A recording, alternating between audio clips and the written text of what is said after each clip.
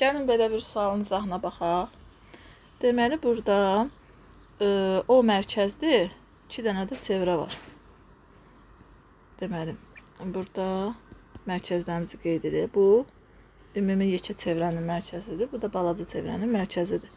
Bura R desəm, onda, axı bu da ümumi çevrənin radiusudur. Onda burada 2R olacaq. Daha sonra, diametrə söykənən bucaq 90 dərəcədir. Bura 90 yaza bilərəm. Eyni zamanda burada da 90 dərəcə yaza bilərəm.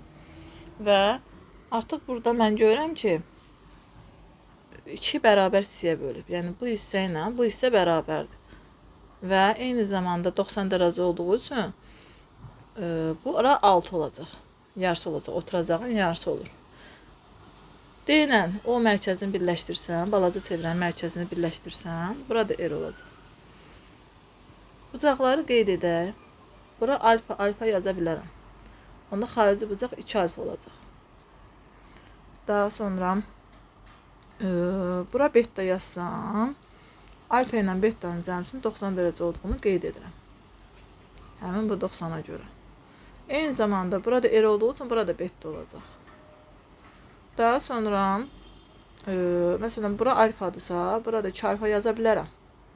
Söykənliyi göstərin yarısıdır. Və o da buradan alfa olacaq xassiyyə görə. Və bura alfadırsa, burada alfa olacaq. Niyə?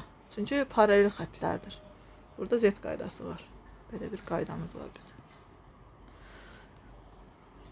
Onda bura alfadırsa, burada beta yaza bilərəm. Bucaqları qeyd edəndən sonra biz oxşarlıq əlamətinə baxacaq. Deməli, bu AC, D3 bucağı ilə DO, B3 bucağı oxşardır. Gəlin, nisbətlərə baxaq. Belə ki, eyni zamanda burada mən Y yaza bilərəm. Çünki bu hissələr bərabərdirsə, yuxarıda da həm hissələr bərabər olacaq, orta xəttdir. Çünki burada 3 OD xətti orta xəttdir. Gəlin, nisbətə baxaq. Alfanın qabağında Y-ın, digərində isə buradan Y-ın, digərində alfanın qabağında 3-ə nisbəti bərabərdir. Betanın qabağında 6-nın, burada betanın qabağı 2R-ə nisbətidir. Söhbət bu betadan gedir, Y-ə nisbətidir.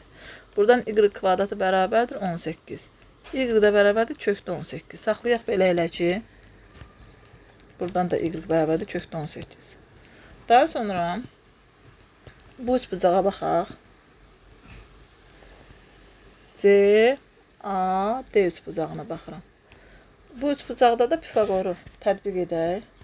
Pifaqor teoreminə əsasən x kvadratı bərabərdir 6-nın kvadratı üstə gəlsin kökdə 18-in kvadratı. Buradan da x kvadratı bərabərdir 36. Bundan bu ixtisar gedəcək 18.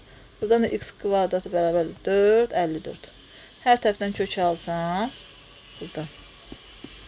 Deməli, x bərabər olacaq kök altında 54-ü də 9 vur 6 yazacağım. Bu da olacaq 3 kökdə 6. Doğru cavab oldu D bəndi.